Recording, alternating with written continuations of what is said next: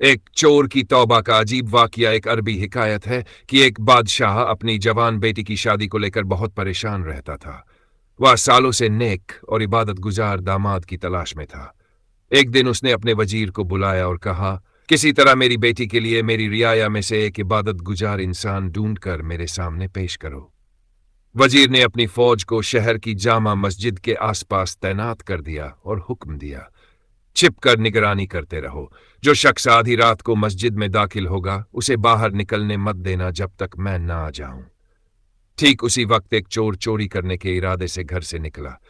دل ہی دل میں سوچا، آج کیوں نہ شہر کی جامع مسجد میں چوری کی جائے، وہاں مسجد کا قیمتی سامان چرایا جائے۔ چور جیسے ہی جامع مسجد میں داخل ہوا، مسجد کی انتظامیہ کو چور کا پتہ نہیں تھا، اس لیے انہوں نے باہر سے تالا لگا دیا اور اپنے گھروں کو چلے گئے۔ فوجی دستے نے وزیر کو خبر دی کہ لگتا ہے کوئی عبادت گزار آیا ہے، لیکن مسجد پر تالا لگ چکا ہے۔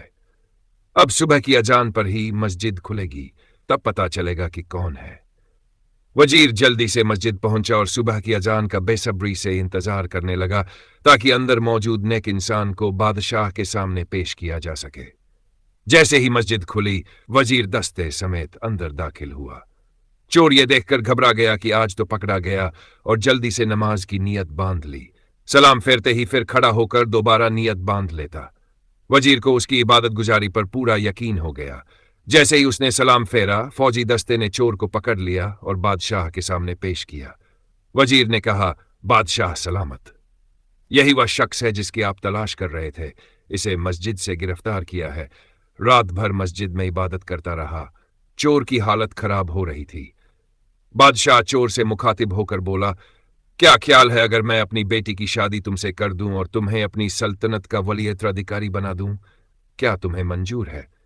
چور ہکا بکا رہ گیا، ڈرتے ڈرتے پوچھا، جانثار، یہ کرم نوازی کس وجہ سے؟ بادشاہ نے کہا، تم عبادت گزار ہو، رات بھر مسجد میں رہے، صبح اذان ہونے پر باہر آئے ہو۔ چور دل ہی دل میں سوچنے لگا، اے اللہ، میں چوری کی نیت سے ہی صحیح تیرے گھر میں گیا، دکھاوے کی نیت سے ہی صحیح نماز ادا کی، اور بدلے میں تو نے پوری دنیا میرے قدموں میں ڈال دی۔ اگر میں سچ مچ عبادت گزار ہوتا اور راتوں کو تہجد پڑھتا تو نہ جانے تیرا انعام کتنا بڑا ہوتا۔ وہیں کھڑے کھڑے وہ نادم ہو کر توبہ کر لیا۔ حاصل کلام، چور چوری کی نیت سے مسجد میں داخل ہوا تھا اور نماز پڑھنے کا ارادہ بھی نہیں تھا۔ سپاہیوں کے ڈر سے اس نے نماز ادا کی تو اسے یہ انعام ملا۔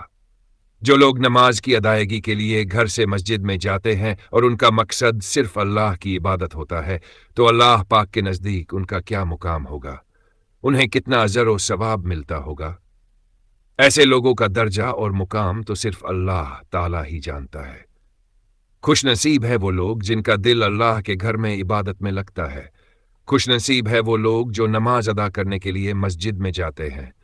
اللہ سے دعا ہے کہ اللہ تعالی ہمیں پانچوں وقت کی نماز بجماعت ادا کرنے کی توفیق عطا فرمائے۔ آمین ثم آمین۔